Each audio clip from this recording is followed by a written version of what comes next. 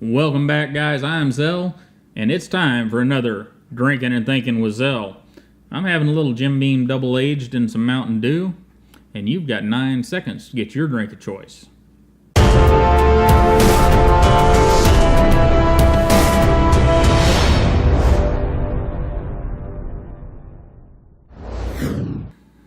Alright guys, you ever have that day? This was supposed to be a simple video. It really was. I have had everything thought out for several days, and it was supposed to be one of those where I sit down, I talk to you guys in a conversational tone, and 15 minutes later, I'm over there at the desk. All I've got to do is drop in the little cards and crap, and in less than an hour, I've got a video uploading for you guys. And it's supposed to be a beautiful thing. And sometimes that happens. Most of the time, it doesn't take that short an amount of time, but most of the time it's pretty close. I put a couple hours into a video. Sometimes more, sometimes less. Not today. I started this video in the AM whenever I was drinking coffee. And it has been a series of unfortunate events. I've had a battery backup die. I've had dogs have to go outside after they've spent time outside and thought they had to go again. And that doesn't sound like a big deal, but I have to stop the video. I have to move the lights because the door's right here by the lights. And let the dogs out because I can't let them run through there, because if I do that, they'll knock over a camera or knock over a light and break a light, anyhow. And then I sit down and I get going, and I've got probably 45 or 50% of the video done, and Publishers Clearinghouse calls. And he's wanting me to buy something. He's not trying to tell me congratulations. So I tell him not to ever call me again and hit the hang up button. And I held my spot. I had it in my head. Everything was going great. Set the phone back down, turned around to look at the camera and started to talk, and he called again.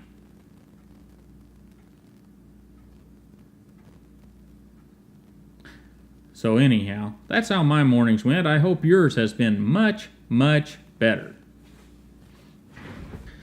And today I want to talk about not my series of unfortunate events, but handmade and what does that mean? And I'm not really going to answer that question. I'm leaving it to you guys.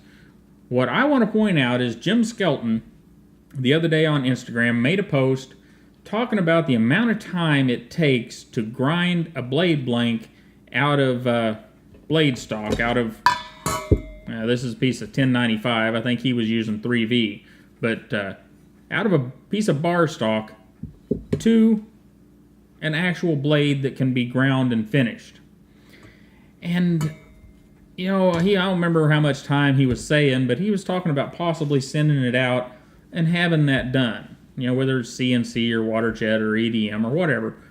And the discussion was mostly civil, but there were some people that pointed out that they didn't think it'd be handmade after that.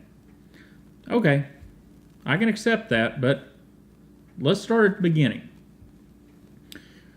Whenever we started using sharp things, they were probably pointy sticks. Nobody knows for sure, even though some archaeologist is going to tell you it was exactly this. But it was probably a pointy stick. And after the pointy stick, we probably found a rock on some riverbank that, hey, this thing's kind of sharp. We can use it to cut stuff with. Awesome. And sometime after that, we just figured out we could use another type of rock and beat on that type of rock. And we could kind of form a tool into whatever shape we needed to accomplish something. And then, there's some other things that happened, but of more importance to us, we got to where we could do metal. And different types of metal, and there were all sorts of different types of metals, from bronzes, we went into what's currently called Damascus, and we worked those metals with fire, and again, rocks, big grindstones, and had all this technology moving forward. And now today, we've got even more technology.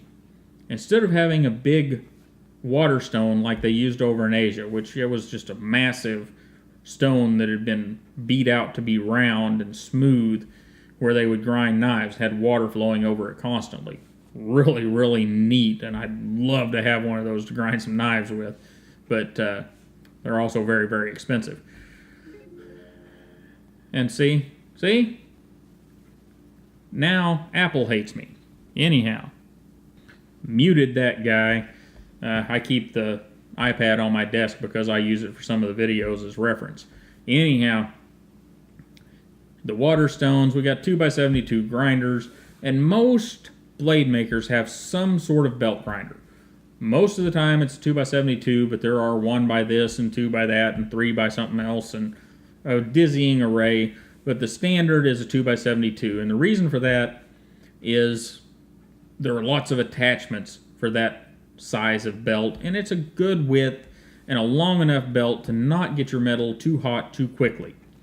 Most blade makers in their shop will have that grinder or something like it. They'll have a forge or a heat treat oven and a drill press or a mill and a bandsaw. And maybe a wood cutting bandsaw and a metal cutting bandsaw, or one or the other. And that's kind of your basic machines, if you will, for making knives. There are also a bunch of hand machines, various rotary tools and whatnot, but those are the basic big machines that are, at this point in the game, kind of necessary for a blade maker. And then we have other processes that we can take advantage of. And that's where people tend to get a little sideways. And I don't fully understand. Technology moves along. It always has, always will, until humans are gone and away and the earth explodes or whatever happens. Technology is always going to march forward. And we don't have a choice. We have to embrace that technology. How many of your friends don't have a touchscreen smartphone? I still have a few, but even the ones that were very resistant are starting to give in. And that's kind of how it is with making blades. I don't have a CNC mill upstairs. I don't have a water jet up there.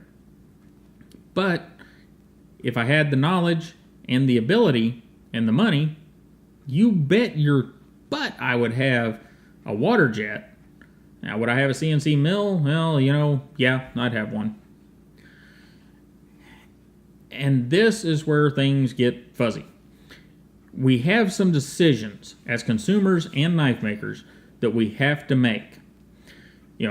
I, as a knife maker, to start with, what I get is, and I don't do forging yet, I may in the future, but right now, I get a bar of steel. This happens to be 1095 high carbon, and nice, pretty piece of steel. And then from there, some people etch, some people scratch. So there's lots of different ways to get the shape on there. I happen to use a Sharpie because, well, I like Sharpies and they're fairly easy. You Sharpie that on there, and that's kind of a little hatchet or a little axe design that I thought was kind of cool. I don't know if I'll make any or not, but I was just kind of sizing it up on the steel to see what I thought. But you draw this on there, and then you got to grind it out. And that one would be complicated. Look at all those little hooks and swirls and whatnot. You think you can grind that out with a straight belt? I don't think so. It's going to take a small wheel attachment, and it's going to take some pretty precise work, even with the grinder, to get that shape.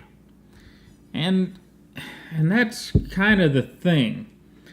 If I were to make this, at my current skill level, you're probably talking 45 minutes, maybe an hour, maybe a little more, if I wanted that perfect. I could make a usable shape probably in half an hour. And then you've got to grind the bevels. Bevels on this, if you didn't mess them up too bad, probably wouldn't take too long. But, here's some designs for possible future field choppers. That's a lot of bevel on those. A lot of bevel. That's going to take a while. And you end up, and not to mention some fairly intricate shapes there too, around right here and on back here, and even up on your nose and down through here. A lot of different shaping, takes a lot of different tools, and unless you have several grinders, you got to swap those attachments out. And I've only got one grinder, so I've got to swap all those attachments out back and forth. Some attachments I don't have, so I have to make do with other things. It's not a hard process, but it's a time-consuming process. And if I had a water jet, you bet that I would sit down here and program out the water jet, go throw a piece of steel in it, and let the water jet cut it. But does that mean it's no longer handmade? There were people on that post from Skelton that said, well, it won't be handmade anymore. Where's that line drawn? Do we have to not embrace technology to keep things handmade? Water jetting or whatever process, blade blanks, I don't think that takes away from the handmadeness. But you have other things too. And something that's I guess this is kind of a mini announcement. Going forward, I'll be part of Todd Knife and Tool. That hadn't been really decided till just a few days ago. We had kind of went back and forth on some things, but there's going to be essentially 3 brands. There'll be Tilt Blades, which will be mine, and you'll start seeing some Tilt Blade stuff, and that's TLT Blades. And there's going to be another brand that he's going to use, and then whenever you see Todd Knife and Tool on something, that branding, it's going to be something that both of us had our hands in. Just like the last couple of blades that we've given away here. In fact, I'm recording this on Tuesday, by the way, so this blade here goes out this afternoon out to Kane. And this is a Todd Knife and Tool blade, designed, cut out, and everything by the other half of Todd Knife and Tool, and then I did the finish work and made the sheath for it. And that's kind of how things are going to go in the future. So, anyhow, there's your little mini announcement about that. But as we move forward, we don't have lots and lots of time. Blade making is not our full-time occupation for either one of us. So, if we stumble on a design that you guys really, really, really like, we've got a couple of options and you have a couple of options. Our options are we can fully hand make them. Kind of, sort of. Depends on where your line is for handmade, which means we can use the mill, we can use all of our automated machinery that we do have, which kind of tops out at a mill, and make the knives and sell them to you. But if demand is high, then we have to make some decisions that in turn trigger your decisions. If demand is really high, we may have to do what Jim's thinking about. We may have to send out to have handle slabs cut or to have blade blanks cut to a water jet or an EDMer or a laser cutter or whatever. Doesn't matter who's doing it. Well, we may have to send some of that out because we just don't have the time to produce enough blades to keep you guys happy. So we do that, we can make a few more blades a week. You know, like right now, I'm probably at 1, maybe 2 blades a week if everything goes perfect. And that would be cutting down on YouTube time. You know, and the other half of Todd Knife and Tool, he's in kind of the same boat. If he's making a folding knife, he's probably looking at 1 folding knife every 3 or 4 weeks. So if you guys wanted more than that, and that'd only be about 12 folding knives a year and only about 50 fixed blades a year. So if you guys wanted more than that, we have to bring in outside assistance. And whenever we bring in that outside assistance, it triggers some decisions again for both of us. You have to decide if that's okay. If it's not handmade anymore, maybe you don't want to spend the money. There'll be a few. And it also causes us to have to make some decisions. Depending on how much of the knife we have outsourced, in a way, we may be able to lower the price on that design. And, and then that makes you have to make more decisions. And that's just kind of how it works. It's the whole supply and demand and what people believe in and what people want. So, what is your opinion on all this? My opinion is we have to strike some sort of happy medium. Coming out of Todd Knife and Tool, we are predicting a range. We're predicting that we're going to have some knives that most of the parts are sent out on, and we end up finishing blades and doing whatever finish work on them and the assembly and selling them in that form. We also anticipate handmade versions of the same knives and others, one-offs, prototypes, all that kind of stuff. So in time, we want to basically hit all ends of the market, and hey, if we hit on a great design and we come up with a favorable deal with a major knife maker, we might even do that. But the question here is, where do you fall? Does it make you not want something if it's not 100% made with files and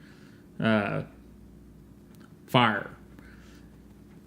Does the inclusion of, where's your line drawn? Is the inclusion of the heat treat oven do it for you? It's not handmade after that? Or the grinder? Or the CNC machine? Or the water jet? And does it matter, maybe I have a water jet in my shop. Does that make it different? There are so many questions here that are hard to answer. And people have such strong opinions about them that, just makes me want to have another drink.